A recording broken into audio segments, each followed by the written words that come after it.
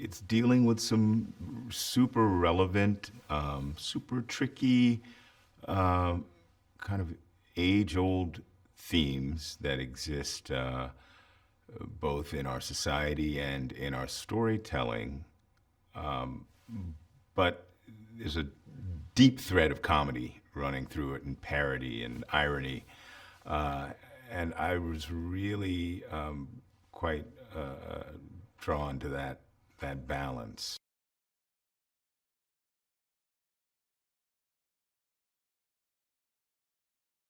And also, what I was really taken by and what I connected to, I think on the most personal and kind of emotional level, was not so much those themes that we kind of journey through, but really the story of this family and of this man trapped inside his family that's starting to wear around the edges and has all of the kind of conflicts and limitations, but victories and strength of all families. All families come with a lot of stuff, but the examination of this, this guy just trying to weigh it all and carry his side of the burden that his family I found to be something that I could sink my teeth into, something that really spoke to me.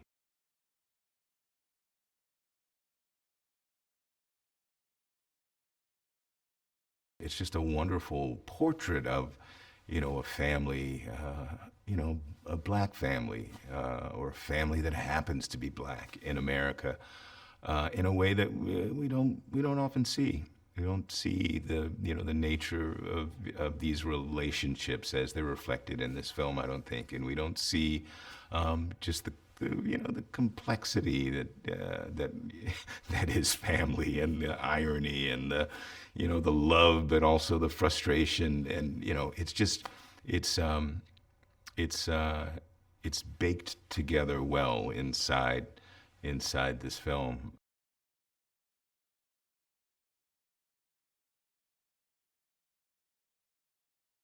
The film is about a guy. He's a writer. He teaches. He's out in California. He's doing reasonably well, but he's not really satisfied. He's not really satisfied with his writing career. His social life is pretty stagnant, um, and he's returns home to Boston for a book fair. And he also returns to see his family, which is a source of some anxiety for him and some frustration as well.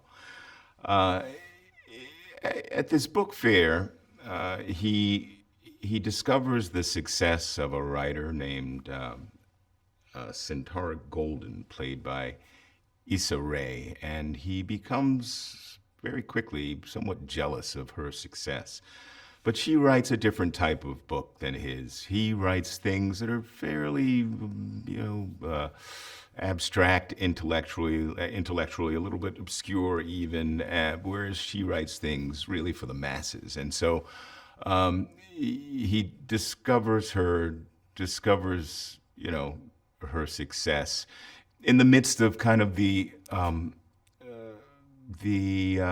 deterioration in some way of his family, and the pressures that come onto his shoulders because of that lead him to even greater frustration, which ultimately leads him to writing a different type of novel.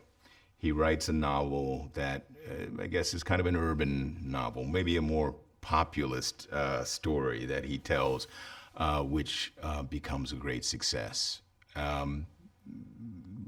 Much to his chagrin, because he writes the thing under a pseudonym.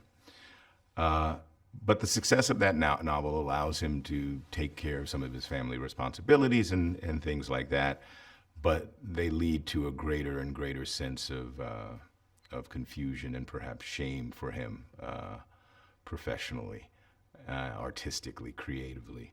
And so that whole kind of mix of stuff just boils up in the cauldron of this film, and he's trying to survive it all.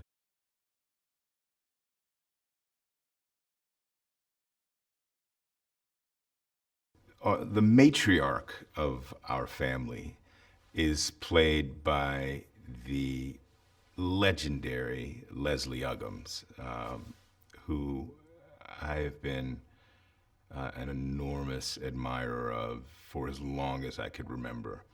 And she plays Agnes, who is, in her golden years, and the facilities aren't what they once were, and she's kind of seems to be drifting into early stages of Alzheimer's or dementia, and so that's creating a lot of pressure for the family.